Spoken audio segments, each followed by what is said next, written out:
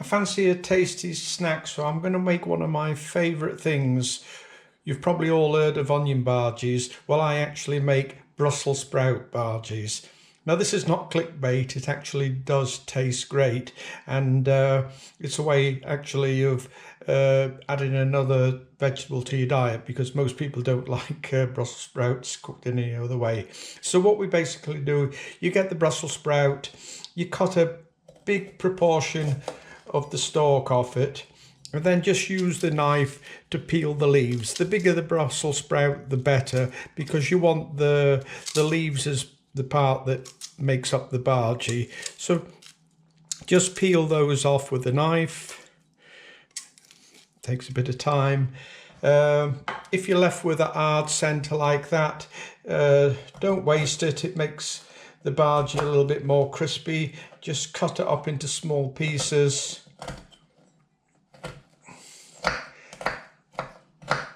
And that will go into the mixture like I've done the rest of the centres there. So that's right, ready for mixing. So we're going to put all that in the mixing bowl.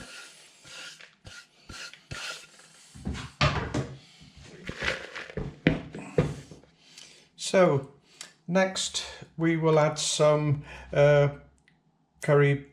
mixed curry powder that I bought from the shop. You can use tikka masala, any sort of curry powder mixture. So you want a good sprinkle of that to give it the flavour. The next is, I always add a few garlic granules. In the onion bhaji recipes, they don't necessarily do this, but it just gives another dimension to it. And then some ground pepper and some salt.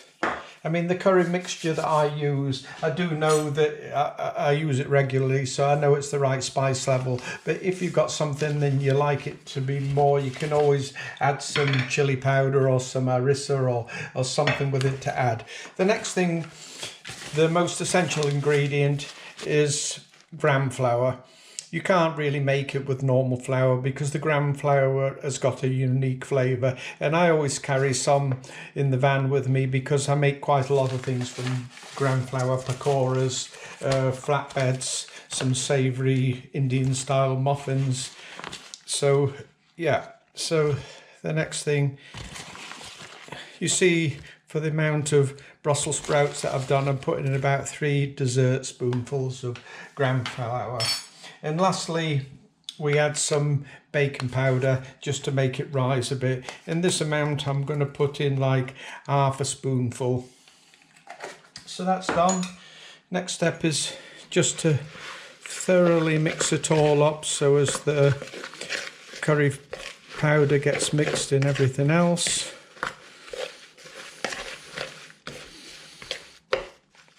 And the final step is to add some water.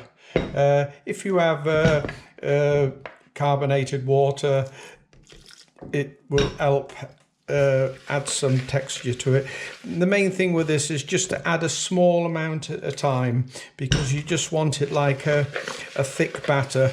You don't want it too runny. You just want it coming together like that. Give it a thorough mix so as all the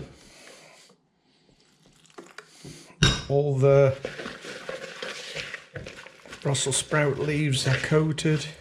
It's coming together nicely now. Just a little spot more.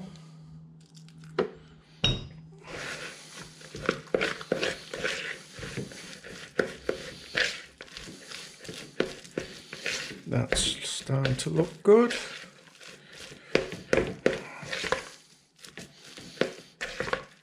Yep. Just going to give it a tiny little bit more water.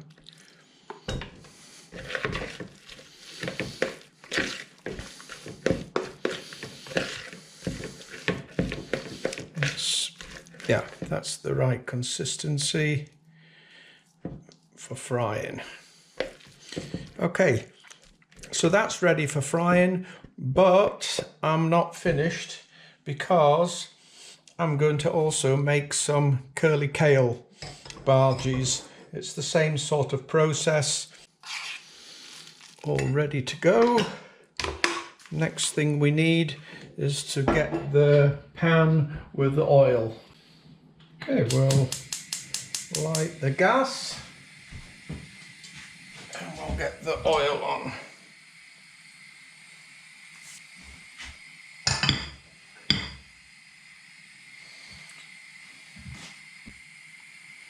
The oil is approaching 170, so it's almost hot enough. And I'm going to start with the kale bhajis, and this is the messy part because I like to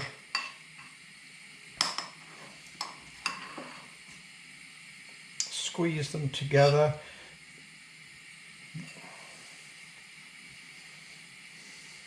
Right, that's 180. It's a bit messy, but I like to squeeze them together like that and plop them in. You really need around 3 inches of oil so as they are pretty well covered.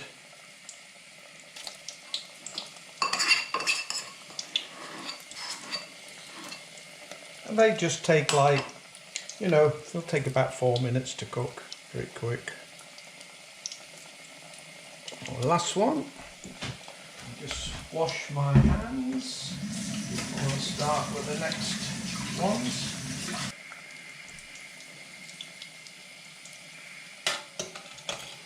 Just make sure they're not sticking to the bottom. It's been about 1 minute, just over, so let's turn them over so as they cook on the other side. I mean, it's ideally if you really deep fry them, but I actually don't have so much oil at the moment. They're looking pretty good.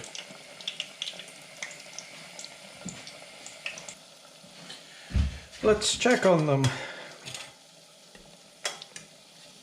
Yeah, that's looking pretty crispy. I think we can take it out.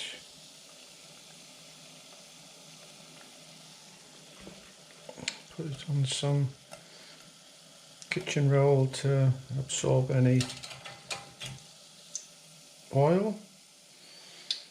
I mean, the idea with also with onion bhajis is that they are not completely dried out all the way through. You want a little bit of a soft centre because there's no egg or anything in it that needs cooking. So right, now for my favourite, the Brussels sprouts. Again, messy job, but somebody's got to do it.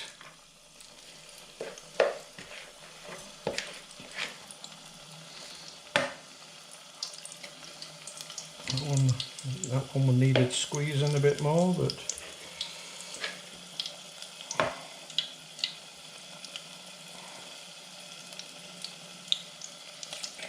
yeah, looking really good. I mean, if you don't have a thermometer, because it's critical that the oil is at a high temperature, you know, 170, 180, what you can do is just try a little bit of the batter in before you start cooking the bhajis, and it should bubble up and crisp up really quick if the oil is up to frying temperature. Let's give them a couple more minutes now. Okay, they look like they're ready. You can turn the gas off. Let's make a bit of space for them.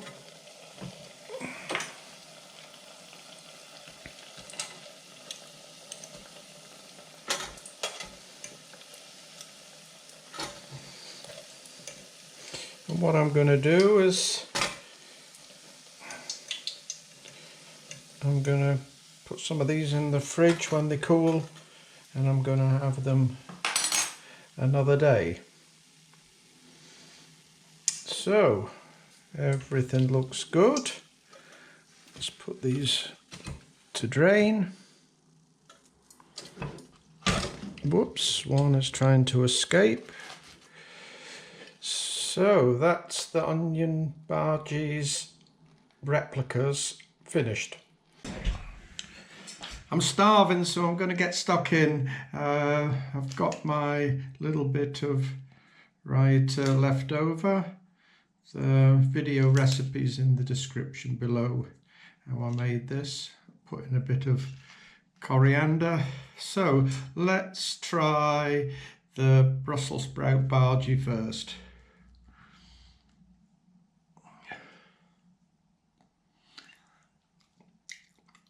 Yeah, that's really good. So I'm going to try the kale bhajis, just to see what I really need a spoon for this Raita. There's not going to be enough, but I can eat these on their own. That looks pretty good. Yeah, that's absolutely delicious. I actually can't say that I prefer one more than the other. I mean, the kale is a little bit stronger flavour, but they're both delicious. I'm going to get stuck in now.